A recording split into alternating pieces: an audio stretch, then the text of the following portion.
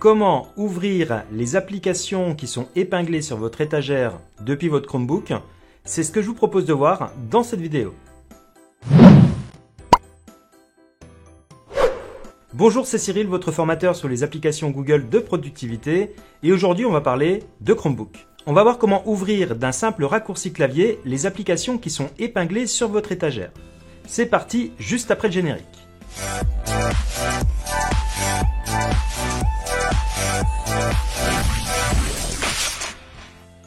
Lorsque vous êtes sur Chromebook, sachez que vous pouvez ouvrir depuis un simple raccourci clavier les 8 premières applications qui sont épinglées sur l'étagère. Je vais déjà vous rappeler comment épingler une application sur l'étagère. Pour ça, vous pouvez cliquer sur la loupe de votre clavier, puis ouvrir ici les autres applications, et enfin, sélectionner l'application que vous souhaitez épingler à l'étagère. En l'occurrence, je vais ajouter ici Google Documents, qui n'existe pas encore sur mon étagère. Pour ça, clic droit, et j'épingle sur l'étagère. Je peux maintenant recliquer sur la loupe pour sortir. L'ordre des applications sur l'étagère est très important, puisqu'en effectuant le raccourci Alt et le chiffre 1, la première icône, en l'occurrence Google Chrome. Si j'effectue le Alt et la touche 2, je veux ouvrir la deuxième application, Fichier. Et ainsi de suite, Alt 3 pour Gmail, Alt 4 pour le chat, Alt 5 pour Google Agenda, Alt 6 pour Drive, Alt 7 pour le site My Chromebook, Alt 8 pour Google Slide. Malheureusement, vous ne pouvez pas aller plus loin. Vous ne pouvez afficher ici que les 8 premières applications. En sachant que si vous appuyez sur Alt et le chiffre 9, vous n'allez pas ouvrir la 9e application, vous allez ouvrir la dernière de la liste, c'est-à-dire ici la calculatrice. Par conséquent, à vous d'organiser ces icônes pour que ce soit pratique pour vous et que vous puissiez vous en souvenir. Ainsi, si je me souviens que pour Gmail, il faut faire Alt 3, eh bien je reviens très rapidement à Gmail. Si je me souviens que l'agenda c'est Alt 5, eh bien je saute directement sur l'agenda. Si vous apprenez quelque chose dans cette vidéo, n'oubliez pas de la liker et de la partager, et vous pouvez même me laisser en dessous un commentaire.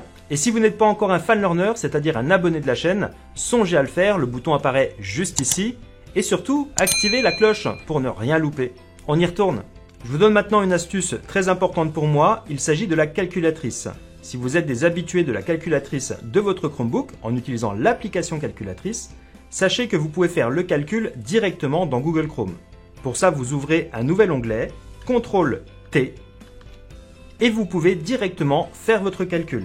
Par exemple, 145 plus 899, et vous avez votre résultat qui s'affiche 1034.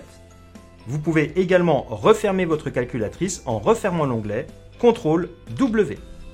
J'ai ici fait un calcul simple, mais si vous avez besoin par exemple de faire un calcul de TVA, je fais CTRL-T, j'écris ici le prix 1452, plus 20%, et j'ai automatiquement mon résultat 1742,40.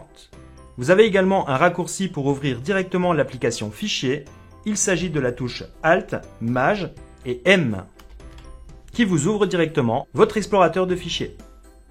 Vous pourriez alors le déplacer dans la liste pour qu'il occupe une place entre la 8e et la dernière, et utiliser ce raccourci clavier pour ouvrir l'application Fichier. Alt, Maj, M.